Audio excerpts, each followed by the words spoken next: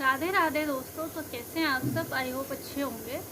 तो आज की इस वीडियो में हम जीएस को लेकर के बात करने वाले हैं। हालांकि मैंने इससे पहले भी जीएस के लिए काफ़ी बार आप लोगों को बता रखा है, ये करो, और काफ़ी लोगों को उससे काफ़ी अच्छा रिजल्ट भी मिला है कि हाँ हमने ऐसे किया और हमें जीएस में काफ़ी हेल्प मिली थी, उसमें स्कोर वाकई ही हमारा इंक्रीज़ हुआ है। ठीक है, तो अभी मैं क्या बताने वाली हूँ, जैसा कि आप सब जानते हो पैटर्न चेंज हुआ है, कंपनी चेंज हुई है, कुछ एग्ज़ाम में अव्यवस्थाएं हुई हैं जिनसे बच्चे खुश नहीं हैं। ठीक है, हम भी खुश नहीं हैं। अभी क्या करना है, अभी सबके मन में, चाहे वो सीजीएल वाला हो, चाहे वो दिल्ली पुलिस वाला हो, चाहे वो सीएचएसएल वाला हो या किसी अदर एग्ज़ाम वाला हो, जिस तरीके की गड़बड़ी हमारे फेज़ 13 के एग्ज़ाम में हुई है, स्टेनो के एग्ज़ाम में हुई है, अगर वही चीज़ देखी हुई है, उसके बाद सभी के मन में ये चीज़ है कि क्या जिस तरीके का एग्ज़ाम वहाँ देखने को मिला है वही सेम चीज़ हमारे सीजीएल में भी होगा क्या? ऐसी चीज़ें हो सकती हैं। ठीक है, तो इन सभी चीज़ों पे मैं इस वीडियो में भी बात करूँगी, साथ में जीएस को लेकर के स्पेशली मैं बताऊँगी। ठीक है, कि क्या आपको करना है, क्या नहीं करना है। सबसे पहली बात तो मेरी बात को ध्यान दो, जितने बच्चे ये सोच रहे हो कि हम टीसीएस पैटर्न के क्वेश्चन नहीं लगाएंगे, प्रीवियस क्वेश्चन नहीं लगाएंगे अब, तो वो आपकी सबसे बड़ी बेवकूफ़ी होगी। आपको वो क्वेश्चन भी लगाने हैं। क्यों भाई? सिलेबस के अंदर आता है, कुछ बाहर नहीं आता है। अगर आप अभी दोबारा कुछ पढ़ना शुरू करोगे तो आपको वही चीज़ें पढ़नी पड़ेगी, बट क्या करना होगा, उसे आपको ब्रीफ में पढ़ना होगा। सीधी बात ये रहेगी, जब ऑलरेडी आपको उस चीज़ के बारे में पता है तो आप क्यों उस चीज़ की पूरी कुंडली खोल के निकालोगे, है ना? पढ़ना तो हमें है ब्रीफ में, पता है हमको, क्योंकि भाई जीएस में वन लाइनर क्वेश्चन पेपर में क्वेश्चन आ रहे हैं ज़्यादातर स्टेटमेंट बेस्ड मतलब कैसे, आपसे कुछ पूछ लिया जाएगा कथन की तरह, उसके 4 कथन टाइप में दे देगा, उसे आपको पढ़ना है और बताना है कौन सा चीज़ सही निर्धारित करती है और कौन सी नहीं करती है। अब भाई आपने रट तो लिया है भाई, हाँ इसमें ये था, इसमें ये था, अब वो मुझसे सिचुएशन वाले स्टेटमेंट बेस्ड क्वेश्चन पूछ रहा है, मैं वो कैसे करूँगा? तो उसके लिए आपको पूरी कॉन्सेप्ट को समझना पड़ेगा ना, जिस चैप्टर से पूछ रहा है, जिस टॉपिक के बारे में पूछ रहा है। और इस बार स्कीम भर भर के पूछा गया है, तो ये पैटर्न आप देख रहे हैं किसका है? ये प्रीलिम्स का पैटर्न पूछ रहा है। जो आपके यूपीएससी में प्रीलिम्स होता है ना, एक बार उसका पेपर आप उठा के देख लेना, एक बार उसका पेपर देख लेना कि क्या रहता है। ठीक है, उसमें इकोनॉमिक्स का पोर्शन ज़्यादा लेता है। ठीक है, और ये स्कीम्स वगैरह ज़्यादा पूछता है, वो भी पूरा घुस के पूछता है। अभी तक आप क्या पढ़ते थे, सिर्फ आपने उसकी तिथि याद कर ली, ये देख लिया कि मतलब लॉन्च कब हुआ है वो स्कीम, उसमें क्या लाभ मिल रहा है, ठीक है, आयु कितनी वर्ष है, बस।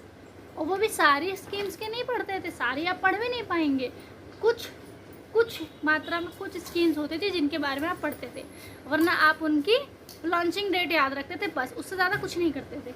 बट अब क्या हो रहा है, अब वो सारी चीज़ें छोड़ करके उसके अंदर क्या चीज़ें हैं पूरी खोल के उसे पूछ ले रहा है। बजट में क्या क्या चीज़ें इस बार दी हुई हैं उन्हें डीपली पूछ। आप में से कई लोग होंगे, मैं लिखित दे सकती हूँ, जिन्होंने बजट पढ़ा ही नहीं होगा इस बार। बजट क्या था, क्या क्या आया था बजट में, पढ़ा ही नहीं होगा। कई बच्चों ने स्किप करा होगा, ये आप लोगों ने गलती करी है। हर साल बजट आता है, आपको हर साल बजट पढ़ना है, उसमें क्या दिया है क्या नहीं दिया है, ये बहुत इंपॉर्टेंट है आप सबके लिए। ठीक है, हम लोग का स्कोर जीएस में अगर बढ़ रहा है, जैसे कि मेरा तो देख रही हूँ, मैं हॉस्पिटल भी चक्कर काट रही हूँ, लाइब्रेरी प्रॉपर नहीं कर पा रही हूँ, घर में भी देख रही हूँ, तो चीज़ें करके मैं बहुत कम पढ़ रही हूँ। मुझे लगता है कि मैं जितना पढ़ रही हूँ मेरे लिए वो यूज़फुल है। मेरा मॉक बहुत स्कोर कम हो गया था बीच में, क्योंकि मैं मॉक नहीं लगा रही थी, बट अभी मैंने रिवीजन के बाद दोबारा से किया है, मेरा स्कोर फिर से ठीक आने लगा। ठीक है, जीएस में भी अच्छा कर रही हूँ, 30+ जा रहा है मेरा, है ना? तो वही चीज़ मैं बता रही हूँ कि अभी क्या करना है। सबसे पहले वो देखो, प्रोटेस्ट होना था, प्रोटेस्ट हो गया।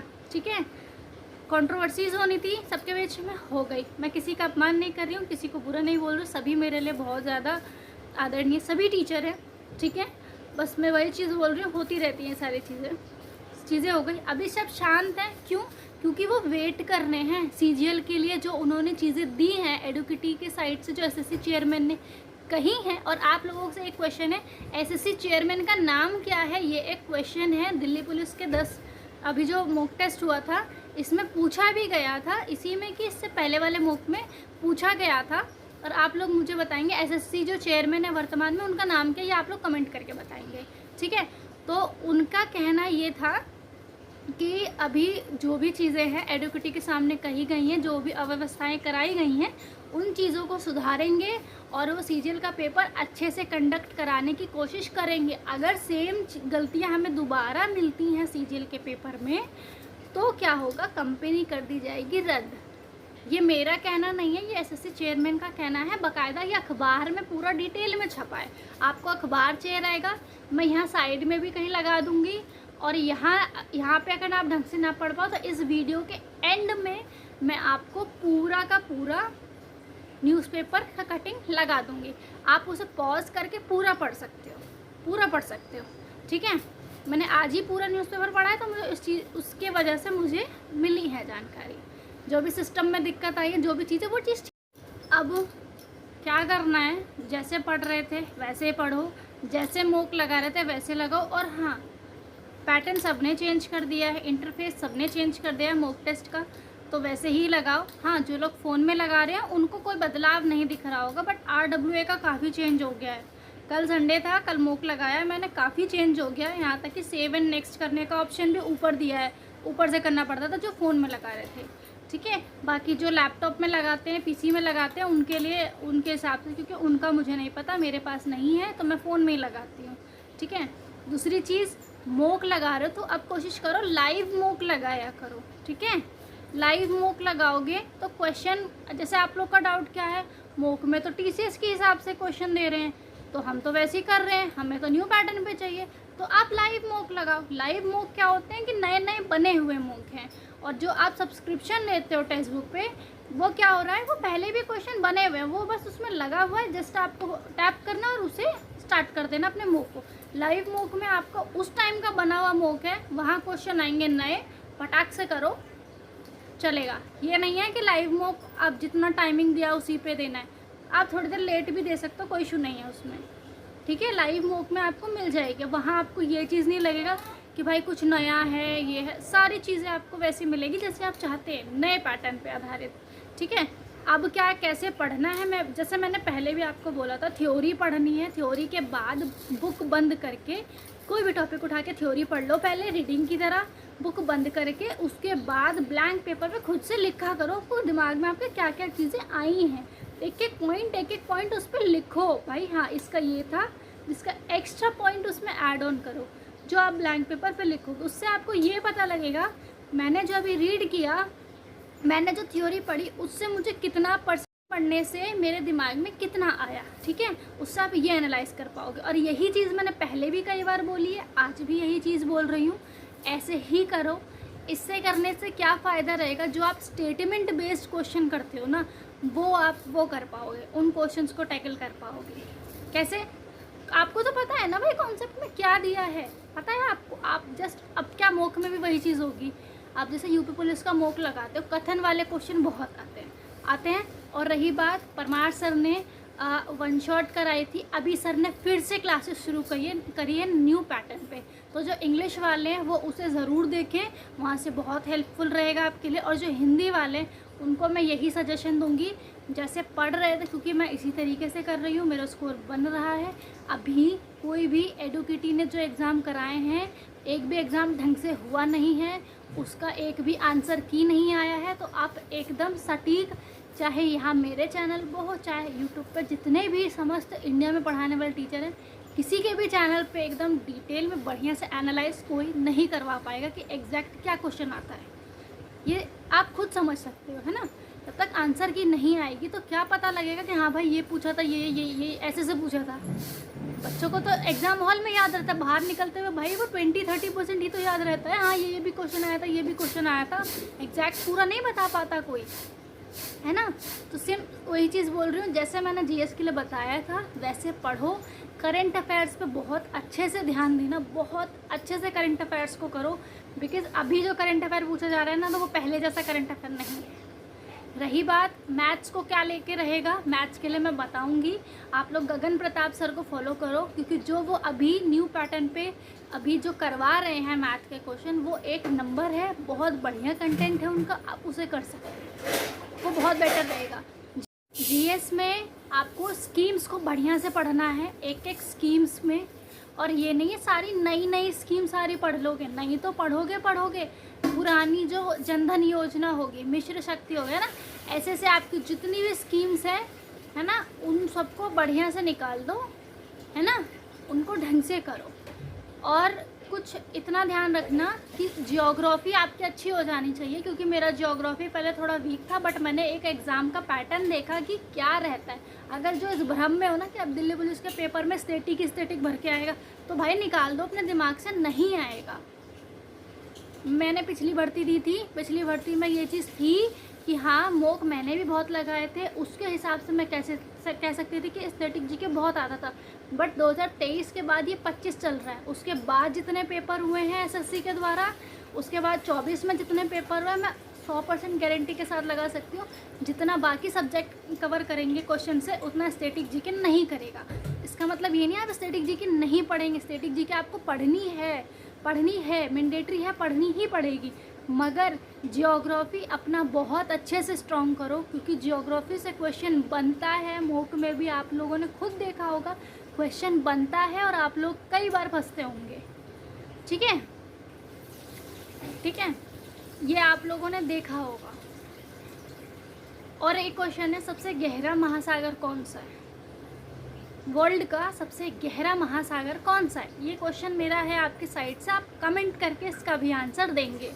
ज्योग्राफी, करंट अफेयर्स में आपको स्कीम्स बहुत अच्छे से कर लेनी है, स्कीम्स और जो समिट्स हुए, और जो हमारे पीएम हैं और जो अदर मिनिस्टर्स हैं, उनको अदर कंट्रीज़ के साथ जो युद्धाभ्यास है, मिलिट्री एक्सरसाइज, वो भी, प्लस उनको अदर कंट्रीज से जो मिनिस्टर्स हैं, जैसे पीएम मोदी हो गए और अलग हो गए जो मिनिस्टर्स हैं, उनको अदर कंट्रीज से मिले जो अवार्ड्स हैं, है ना, सीनियर अवार्ड्स हैं, उनको और ढंग से कर लेना। अभी मॉक में आपने कई बार देखा होगा क्वेश्चन बनता है, तो स्पेशली मैं बोलूँगी कर लेना। ठीक है, ये मैं वो पॉइंट सिर्फ बता रही हूँ जो एक्चुअल हैं। और सबसे बड़ी बात, अभी आपके मन में इस वीडियो के बाद भी ये डाउट होगा कि आपने एग्जैक्ट तो बताया नहीं कि अभी हम पढ़ना कैसे। पढ़ना जैसे आप पढ़ रहे थे आप वैसे ही पढ़ेंगे, कोई आपको हलवा नहीं है, कोई आपको घोल के नहीं पिला देगा कि भाई अब एडुकेटी ये पूछ रहा है। भाई किसी ने जाके एडुकेटी से आके नहीं पूछा तुम्हारा क्या पैटर्न चल रहा है क्या नहीं, हर एक दिन नई चीज़ें देखने को मिली है हमें, और ना कोई आंसर किया है ना कुछ। तो ऐसा दिमाग में बिल्कुल मत फंसाओ कि भाई हम आगे कैसे करेंगे क्या करेंगे। एग्ज़ाम डिले होगा क्या, हो गया है।